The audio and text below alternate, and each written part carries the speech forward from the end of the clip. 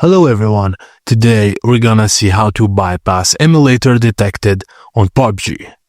All emulator Pubg mobile bypass BGMI file full safe this time before start the game. So all you have to do is get the BGMI file, which is named anoemu.c2.dat. 64 and 32 both game support. Just pass this file into data.comp.pubg.imobile/files/ano-temp.